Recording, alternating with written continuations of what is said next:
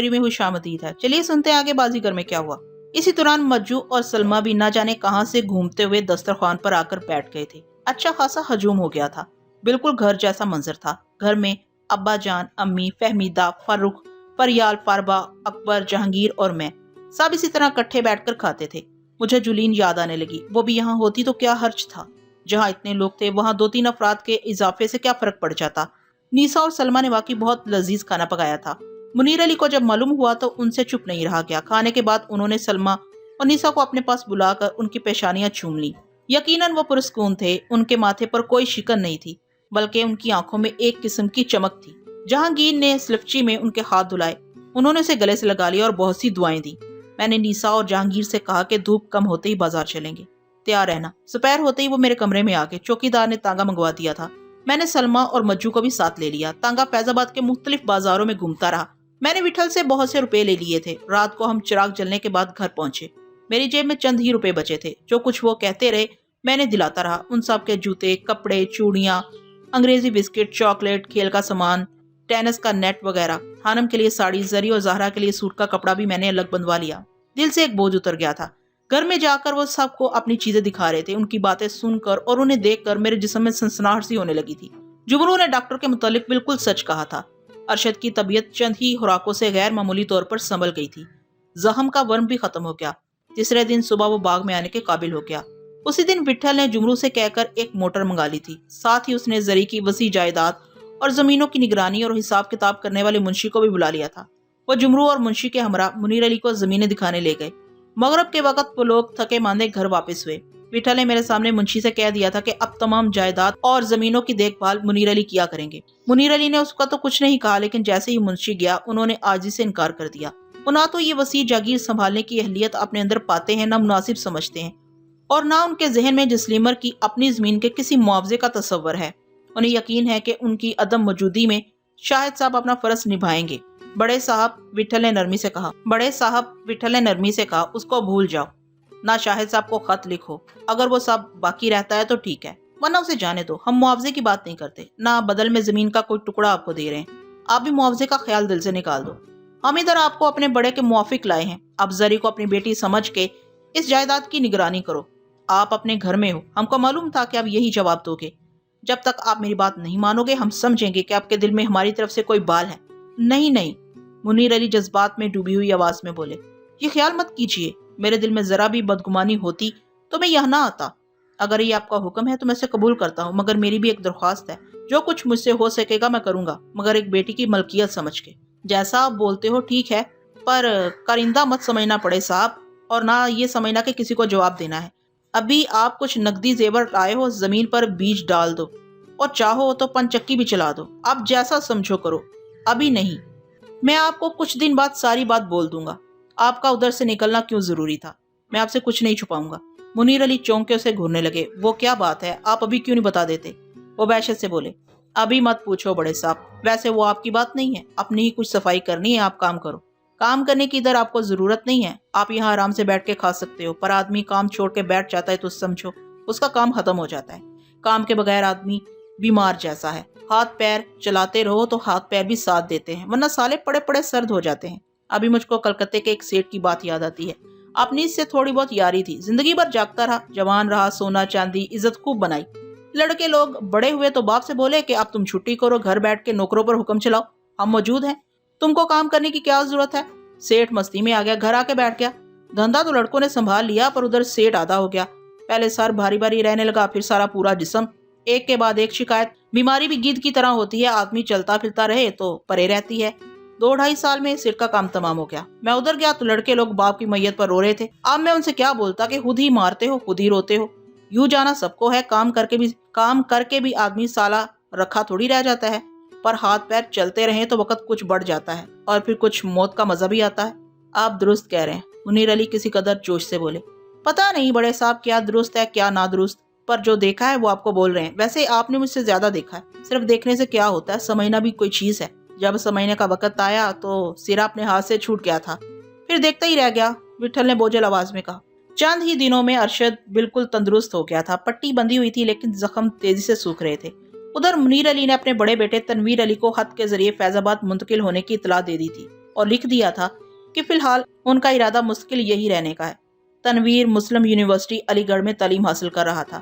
منیر علی نے اسے تاکید کر دی تھی کہ وہ کسی رشتہ دار یا دوست کے خط کے جواب میں اپنے باپ کے موجودہ پتے سے لا علمی ظاہر کرے۔ انہوں نے فیض آباد آنے کی وجہ سے اسے بے خبر رکھا تھا اور لکھا تھا کہ یونیورسٹی 2-4 دن کے لیے بند ہو تو وہ فیض آباد آ جائے۔ علی گڑھ سے فیض آباد قریب ہے۔ وٹھل کی ماں پر منیر علی نے تمام جائیداد کے کاغذات اور نقشوں وغیرہ کی جانچ پڑتال شروع کر دی تھی اور انہیں پہلی بار یہ علم ہوا تھا کہ زری کی یہ ساری جاگیر میرے نام سے ہے۔ ان کے لیے یہ بات بہت عجیب تھی۔ وٹھل سے انہوں نے اپنی حیرت کا اظہار کیا تو وہ ہنسنے لگے اور بولا، میں آپ کو بولنا ہی بھول گیا تھا، یہ بھی مٹیا کا مذاق ہے بڑے صاحب، پر یہ اس کے نام سے ہو یا اس کے نام سے، یہ اور وہ دو نہیں چلتا، جو چلتا ہے چلنے دو۔ ان دونوں نے دنیا کو ہم سے کچھ زیادہ ہی جانا ہے، سارے بکھیڑوں سے دور ہیں۔ ہماری عدم موجودی میں جمرو کا معمول تھا کہ وہ روز صبح آ کے زری کی خیریت دریافت کرتا تھا۔ اب وہ صبح شام اپنا بیشتر وقت یہیں گزارتا تھا۔ اس کے ساتھ فیض آباد کے اڈے کے بہت سے لوگ بھی ہوتے۔ جس کو اطلاع مل رہی تھی وٹھل سے ملنے آ رہا تھا۔ لکھنؤ سے کبن خان بھی خبر سن کے آ گیا تھا۔ رات کو بھی انہی لوگوں کی بھیڑ ہوتی، اندر سے حقہ تازہ ہو کے آتا رہتا، وقفے سے گلوریاں، اور ہر 2 گھنٹے بعد چائے آ جاتی۔ 1 ہفتے تک وٹھل گھر سے باہر نہیں نکلا۔ جب یہ لوگ نہ ہوتے تو منیر علی اور وٹھل نہ جانے کیا کیا باتیں کرتے رہتے۔ پھر ان کے درمیان اڈے کے لوگ آ جاتے تو منیر علی کچھ ہی دیر بعد اٹھ کے اندر چلے جاتے۔ آنے والا ہر آدمی اپنے ساتھ کچھ نہ کچھ ضرور لاتا۔ گھر میں مٹھائیوں اور پھلوں کا انبار لگ گیا تھا۔ آموں کا موسم تھا، ٹوکرے کے ٹوکرے یوں ہی پڑے رہتے۔ وٹھل انہیں 1000 بار منع کرتا لیکن وہ ڈھونڈ ڈھانڈ کے قسم کے آموں کے ٹوکرے لاتے رہتے۔ وٹھل کو میری طرح پھلوں میں آم اور امرود بہت مرغوب تھے۔ امرودوں کی تو اسے ایسی پہچان تھی کہ جس امرود پر انگلی رکھ دیتا اس میں واقعی جیسے شہد بھرا ہوتا۔ منیر علی کے ہاتھ لکھنے کے چوتھے دن شام کے وقت اچانک ان کا بڑا لڑکا تنویر علی حویلی میں آ گیا۔ وہ بہت پریشان تھا مگر چند ہی گھنٹوں میں اپنے بہن بھائیوں سے مل کے اس کی اضطراری حالت اعتدال پر آ گئی۔ تنویر علی میں اپنے باپ کی تمام خصوصیات موجود تھیں۔ وجاہت میں وہ اپنے بہن بھائیوں سے کم نہیں تھا۔ اس کی آنکھیں بڑی اور روشن تھی، ماتھا چوڑا لیکن جسم ارشد کے مانند اکھرا تھا۔ شیروانی پہنے ہوئے وہ بہت جامع زیب لگتا۔ قد اوسط تھا لیکن شیروانی میں کچھ نکلتا ہوا محسوس ہوتا۔ خانم اور زری نے اس سے پردہ نہیں کیا۔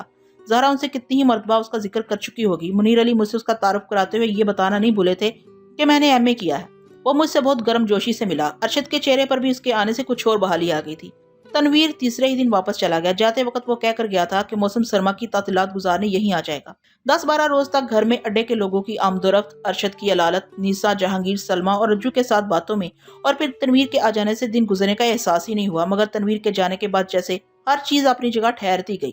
ارشد نے باہر نکلنا شروع کر دیا اور سنبھلا رہنے لگا۔ یقیناً جگہ بدلنے سے اس پر خاصا اثر پڑا تھا۔ نیسا، جہانگیر، سلمہ اور رجو چاروں کے لیے مولوی صاحب اور ماسٹر صاحب پڑھانے آنے لگے۔ وہ پڑھائی میں مصروف ہو جاتے تو میں گھر سے نکل جاتا، کبھی جمرو کے اڈے کی طرف چلا جاتا، کبھی بازاروں میں گھومتا رہتا۔ ایک دن صبح میں حویلی سے باہر نکلا ہی تھا کہ ارشد بھی میرے پیچھے پیچھے آ گیا۔ اس نے میرے ساتھ چلنے کی خواہش کی۔ مجھے کیا اعتراض ہو سکتا تھا؟ پھر عموماً ہم دونوں ساتھ ہی جانے لگے۔ وہ بہت کم بات کرتا، نہ کبھی اپنی کسی رائے کا اظہار کرتا، نہ اسے گھر واپس ہونے کی جلدی ہوتی۔ جہاں جہاں میں جاتا وہ میرے ساتھ چلتا رہتا۔ کئی مرتبہ میرے دل میں آیا کہ اسے کورا کا ذکر چھیڑوں لیکن پھر اچھا نہیں لگا۔ اس نے خود کوئی ذکر نہیں کیا۔ میرے لیے بھی مناسب یہی تھا کہ میں بھی ذکر نہیں کروں۔ راستے میں جگہ جگہ ہمیں اڈے کے لوگ ٹکرا جاتے تھے۔ وہ ہم دونوں کو قریب کے کسی ہوٹل میں لے جاتے یا تانگے کی سیر کراتے۔ ارشد ان کی باتیں بہت تجسس سے سنتا تھا۔ اس سے کچھ چھپانا بیکار تھا، اسے یہی رہنا تھا تو جلد یا بد دیر سب کچھ معلوم ہو ہی جانا تھا۔ سو 1-2 بار ویسے جمرو کے اڈے پر بھی لے گیا۔ اڈے کا ایک حصہ ورزش، چاقو، بلم، لاٹھی بازی وغیرہ کے لیے مخصوص تھا۔ میں اس طرف گیا تو لوگوں نے مجھے گھیر لیا اور مجھ سے بھی چاقو بازی کے لیے اصرار کیا۔ میں نے ارشد کی وجہ سے انہیں ٹال دیا، مگر ایک دن جب ہم وہاں پہنچے تو جمرو کے ایک ساتھی منن نے مجھ پر اچانک چاقو سے حملہ کر دیا۔ ارشد چیخ اٹھا۔ اس نے مجھے بچانے کے لیے چھپٹ کے میرے پاس آنا چاہا۔ لوگوں نے اسے پکڑ لیا۔ اس اسنا میں منن کا پنجہ میرے ہاتھ میں تھا اور منن تڑپ رہا تھا۔ اڈے کے تمام آدمی کہہ کے لگانے لگے۔ میں نے منن کو چھوڑ دیا مگر پلٹ کے اس نے دوبارہ مجھ پر وار کر دیا۔ فاصلہ زیادہ تھا۔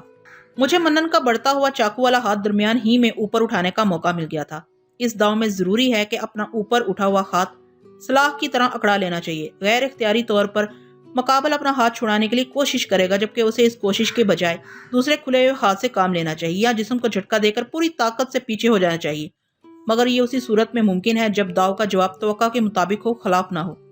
میں نے توقع کے خلاف منن کا ہاتھ درمیان میں پکڑ کر اوپر اٹھا دیا تھا۔ نتیجتاً اسے گڑبڑا جانا لازم تھا۔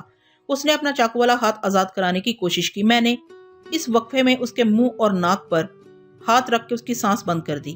منن 2-1 گھونسے اور لاتے مجھے مار سکتا تھا۔ اس نے میرے جبڑے پر گھونسا مارا پھر وہ ایک دو لاتے ہی مار سکا، اس کی سانس گھٹ گئی تھی۔ میں نے اپنا ہاتھ اس کے منہ سے نہیں ہٹایا، چنانچہ اس نے چاقو چھوڑ دیا اور میں نے فوراً اس کا منہ۔ تو وہ بہت حیران ہوا کہ منن نے محض تفریح کے لیے مجھ پر وار کیا تھا، اس یقین کے ساتھ کہ میں اسے بچ جاؤں گا۔ منن میرے پیر پکڑ کر مجھ سے اپنی غلطیاں پوچھنے لگا۔ روز روز بازاروں میں پھرتے اور سڑکوں کا چکر لگاتے لگاتے میرا جی اکتانے لگا۔ میں نے گھر سے نکلنا ہی کم کر دیا۔ ارشد دن چڑھتے وقت مجھ سے چلنے کے لیے کہتا تو میں اسے معذرت کر لیتا اور لائبریری میں آ کر بیٹھ جاتا۔ خانم نے لائبریری بھی اثر نو ترتیب دی تھی۔ پہلے بھی کئی مرتبہ میں یہاں آ کر بیٹھا تھا، لیکن میں نے کبھی غور سے ان کتابوں کی طرف نہیں دیکھا تھا۔ اس کی وجہ یہ بھی ہو سکتی ہے کہ پہلے وہ الماریوں میں اس سلیقے سے سجی ہوئی نہیں تھی۔ زری کے حالو نے حویلی پر قبضے کے بعد بہت سی کتابیں بکسوں میں بند کرا دی تھی۔ خانم ہی نے آدمی کو بلا کر ان کی جز بندی کرائی تھی۔ ترتیب کا کام شہر کی پبلک لائبریری کے لائبریرین نے انجام دیا تھا۔ وقت گزارنے کے لیے میں نے چند کتابیں باہر نکال لی۔ رفتہ رفتہ مجھے اندازہ ہوا کہ زری کے باپ کوئی عالم شخص تھے۔ ان کے پاس مختلف موضوعات کی کتب کا ایک بڑا ذخیرہ تھا۔ انگریزی کتابیں بھی اچھی خاصی تعداد میں تھیں۔ جیل کے بعد مجھے کبھی توجہ سے پڑھنے کا موقع نہیں ملا تھا تو جی نہیں لگتا تھا۔ بمبئی میں کرشنا جی کی کتابوں کے صفحے الٹ پلٹ کے میں لائبریری میں الماری میں واپس رکھ دیتا تھا۔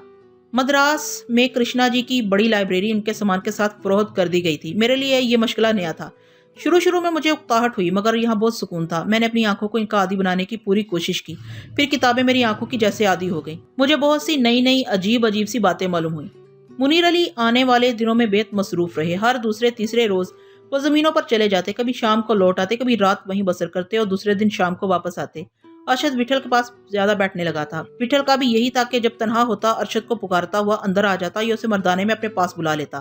جب وٹھل جمرو کے اڈے پر جاتا تو اکثر ارشد کو بھی اپنے ساتھ لے جاتا۔ جہانگیر اور ارشد کی عمروں میں بہت فرق تھا، مگر جہانگیر اس سے ٹینس کھیلنے کے لیے اصرار کرتا تو وہ منع نہ کرتا۔ میں نے اس دوران میں بہت سی کتابیں پڑھ لی تھیں۔ دن کا بیشتر وقت میں لائبریری میں گزارتا۔ وہاں سے بہت کم لوگ آتے تھے۔ کوئی آتا تو دروازے سے دیکھ کر چلا جاتا کہ میں وہاں موجود ہوں یا نہیں، یا دوپہر اور رات کے کھانے پر نیسا اور جہانگیر میں سے کوئی بلانے آ جاتا۔ ایک روز میں لائبریری میں آ کے بیٹھا ہی تھا کہ زری زہرا کے ساتھ وہاں آ گئی اور آتے ہی کہنے لگی، ایک بات کہنی ہے۔ میں نے کتاب بند کر دی اور تعجب سے پوچھا، کیا بات ہے؟ وہ دونوں میرے سامنے کی کرسیوں پر بیٹھ گئیں۔ زری جھجکتے ہوئے بولی، زہرا کا ارادہ ہے کہ یہ فارم بھر دیں اور اسی سال امتحان دے دیں۔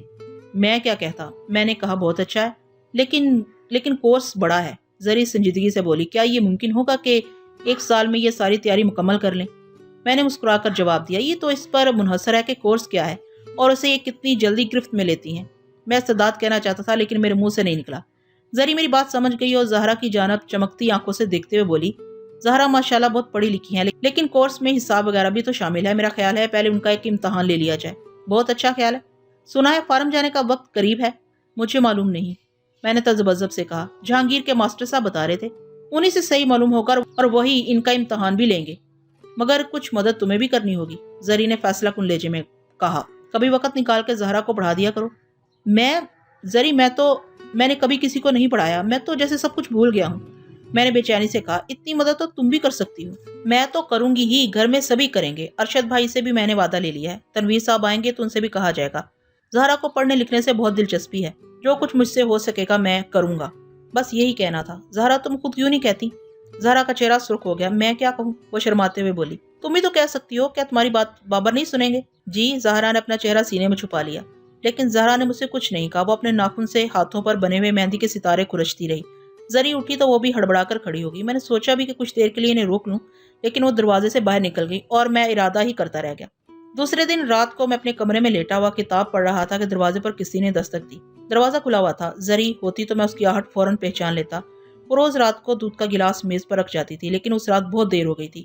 اس کے ہاتھ میں دودھ کا گلاس تھا۔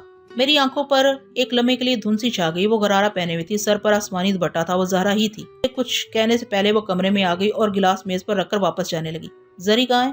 میں نے حیرانی سے پوچھا۔ ان کی طبیعت کچھ ٹھیک نہیں ہے، زہرا دھیمے لہجے میں بولی۔ کیا ہو گیا؟ کھانے کے وقت تو وہ بالکل ٹھیک تھی، کھانے کے بعد ہی شاید طبیعت کچھ بگڑ گئی۔ زہرا کی آواز میں لرزش تھی۔ کچھ زیادہ خراب تو نہیں؟ نہیں، کوئی ایسی پریشانی کی بات نہیں، کہہ رہی تھی کہ سر میں درد ہے اور دل گھبرا رہا ہے۔ زہرا ٹھہر ٹھہر کر بولی، کوئی دوا وغیرہ دی؟ میں نے سر کی مالش کر دی ہے اور گلاب کا رنگ پلا دیا ہے، اب پہلے سے بہتر ہے۔ یہ دودھ رکھا ہے، وہ واپس ہوتے ہوئے بولی۔ زہرا، وہ دروازے پر پہنچ گئی تھی، میری آواز سن کر رک گئی۔ مجھے خود پر حیرت ہوئی کہ میں نے اسے کیوں آواز دی ہے۔ اس نے مڑ کر ایک نظر مجھے دیکھا اور سر جھکائے ہوئے دروازے پر ہی کھڑی رہی۔ کچھ دیر کے لیے ٹھہر جائیے، میں نے عاجزی سے کہا۔ آپ کو جلدی تو نہیں ہے؟ اسے سر ہلانے میں دیر لگی۔ مجھے آپ سے ایک بات پوچھنی ہے۔ اندر آ کے بیٹھ جائیے۔ اس کے سارے بدن میں ایک لہر سی اٹھی، مگر وہ آہستہ آہستہ قدم اٹھاتی ہوئی کرسی پر سمٹ کے کسی بت کی طرح بیٹھ گئی۔ آپ کو یاد ہوگا، میں نے اپنا حلق ترک کرتے ہوئے کہا، وہاں گھر میں میں نے آپ سے کچھ کہا تھا، کیا آپ کو یاد ہے؟ وہ تیز تیز سانس لے رہی تھی، جسم کا سارا خون چہرے پر جم گیا تھا، سینہ تیزی سے دھڑک رہا تھا۔ اس نے ایک بار کی سر اٹھا کر پھر سر جھکا لیا۔ یاد ہے نا؟ میں نے لرزیدہ آواز میں پوچھا۔ اس نے کوئی جواب نہیں دیا۔ سنا ہے کہ آپ کا مولوی صاحب کے گھر پر ہر وقت کا آنا جانا تھا۔ وہ بظاہر تو دو گھر تھے لیکن تھے ایک ہی۔ مولوی صاحب آپ کو اپنی بیٹی سمجھتے تھے اور آپ نرجس کی سہیلی تھی۔ اس کی پلکیں تھرتھرانے لگی۔ اس نے زیر لب کہا، بڑے صاحب سے ان کے بارے میں کچھ معلوم ہوا، مگر آپ ممکن ان سے زیادہ جانتی ہوں۔ میں آپ سے منت کرتا ہوں کہ آپ مجھے کچھ بتائیے۔ میں کیا بتاؤں؟ اس سراسیمگی سے بولی۔ جو کچھ بھی آپ جانتے ہیں، مثلاً آپ کے لیے یہ بات حیرت انگیز ہوگی کہ مولوی صاحب ایک طرح تمام دنیا سے قطع تعلق کر کے گوشہ نشین کیوں ہو گئے تھے؟ وہ پہلے کہاں تھے اور وہاں کیوں آ گئے تھے؟ وہ مجھ سے بہت کم بات کرتے تھے، لیکن نرجس تو آپ سے ہر وقت باتیں کرتی ہوگی۔ اس نے آپ سے بہت کچھ کہا ہوگا، آپ اس کی رازدار سہیلی تھی، ممکن ہے اس نے آپ کو کوئی قسم دلا دی ہو، یا آپ اپنے اور اس کے درمیان ہونے والی باتیں دہرانا مناسب نہ سمجھتی ہوں، یا آپ کو کوئی اور جھجک ہو۔ یہ قسم توڑ دیجیے، آپ کو اسی کی قسم۔ میں آپ سے وعدہ کرتا ہوں کہ میں یہ سب اپنے سینے میں دفن رکھوں گا۔ آپ کسی جھجک کے بغیر سب کچھ بتا دیں، مجھ پر بھروسہ کریں۔ یقیناً آپ کو یہ اچھا نہیں لگتا ہوگا، مگر یہ اس لیے ضروری ہے کہ شاید نرجس کی بھلائی کا کوئی پہلو نکل آئے اور آپ کی کسی بات سے اس کی تلاش میں مدد مل سکے، کوئی ایسی بات جو آپ ابا جان کو بھی نہ بتا سکی ہوں۔ میں آپ سے کچھ نہیں چھپاؤں گی، یہ آپ کا احسان ہوگا۔ آپ یہ مت کہیے، وہ اداسی سے بولی۔ میں آپ کو ہر طرح سے یقین دلانا چاہتا ہوں۔ آپ مجھے آپ کیوں کہہ رہے ہیں؟ اور بس یوں ہی، میں نے حفا سے کہا، یہ میری غلطی ہے، مجھے بہت ندامت ہوتی ہے۔ میں اب نہیں کہوں گا۔ زہرا کی آنکھوں میں آنسو چھلک رہے تھے اور ہونٹوں پر کپکپی سی تاری تھی۔ میری سانس رکنے لگی۔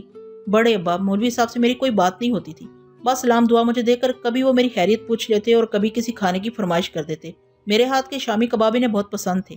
زہرا کی آواز بھرانے لگی۔ اور نرجس؟ میں نے جلدی سے کہا۔ نرجس تقریباً ہر وقت میری آنکھوں کے سامنے رہتی تھی۔ ہم دونوں کا دل ایک دوسرے کے بغیر نہیں لگتا تھا۔ کبھی مجھے ذرا سی دیر ہو جاتی تو وہ کھڑکی پہ آ کے پوچھنے لگتی، مگر اس نے مجھے کبھی کچھ نہیں بتایا۔ کچھ نہیں بتایا؟ میں نے حیرت سے پوچھا۔ جی ہاں، وہ اپنے بارے میں کچھ نہیں بولتی تھی۔ تو پھر تمہاری اس سے اور کیا باتیں ہوتی تھیں؟ میں نے تند لہجے میں کہا۔ سبھی طرح کی باتیں، تمام دنیا جہان کے قصے کہانیاں۔ 3 سال سے وہ ڈسکلیمر میں تھی۔ 3 سال میں تم نے کبھی اس سے نہیں پوچھا کہ وہ کون ہے، کہاں سے آئی ہے؟ اس کے بارے میں یہ سب جاننے کی تمہیں جستجو نہیں ہوئی؟ شروع میں نے یہ جاننے کی کوشش کی تھی، مگر کوئی نتیجہ نہیں نکلا۔ وہ اس ذکر پر اور اداس ہو جاتی تھی، بلکہ رونے لگتی تھی۔ مجھ سے اس نے کہا تھا کہ سب چھوٹ گئے، اب شاید کوئی نہیں، جو لوگ بچھڑ گئے ان کے ذکر سے کیا حاصل۔ پھر ہمیشہ مجھے ڈر رہتا تھا کہ میں اسے کچھ پوچھوں گی تو وہ رونے لگے گی۔ پھر بھی کبھی کبھی میرے منہ سے نکل ہی جاتا تھا۔ ایک دن اس نے مجھ سے ہاتھ جوڑ کر کہا، زہرا مجھ سے کچھ مت پوچھا کرو، سمجھو کہ مجھے کچھ یاد نہیں ہے۔ پھر میں نے اپنی زبان بند کر لی۔ لیکن محلے والے، گھر میں آنے والے دوسرے لوگ تو اس سے یہ سوال کرتے ہوں گے، انہیں وہ کیا جواب دیتی تھی؟ آنے والے طرح طرح کے سوال کرتے تھے۔ تمہاری ماں کہاں ہے، کوئی بہن بھائی ہے یا نہیں، تم کہاں کی ہو؟ اس کا ایک ہی جواب ہوتا تھا کہ میرا کوئی نہیں ہے۔ ماں بچپن میں مر گئی، بہن بھائیوں میں کوئی نہیں ہے۔ بڑے ابا نے بتایا تھا کہ ان کا تعلق کبھی مراد آباد شہر سے تھا، وہ بھی یہی کہتی تھی، لیکن ساتھ میں یہ بھی کہ مراد آباد اسے یاد نہیں ہے، وہ مختلف شہروں میں رہی ہے۔ مختلف شہروں کے نام ان کے سامنے لے دیتی، لوگ اس سے ہمدردی کا اظہار کرتے اور ایک بات کے بعد دوسری بات پوچھنے لگتے۔ وہ کبھی ٹال جاتی، کبھی بات بنا دیتی۔ کوئی بہت قریت کرتا تو تنگ آ کے کہتی، مجھے نہیں معلوم، بابا سے پوچھ لو۔ مجھے احساس تھا کہ یہ ذکر اس کے لیے تکلیف دہ ہے، اس لیے میں بھی اپنی طرف سے ادھر ادھر کی باتیں کر کے لوگوں کو خاموش کر دینے کی کوشش کرتی تھی۔ میں نے محلے میں سبھی سے کہہ رکھا تھا کہ وہ اس کی ماں، بہن، بھائی، عزیزوں اور گھر وغیرہ کے متعلق اس سے کچھ نہ پوچھا کریں۔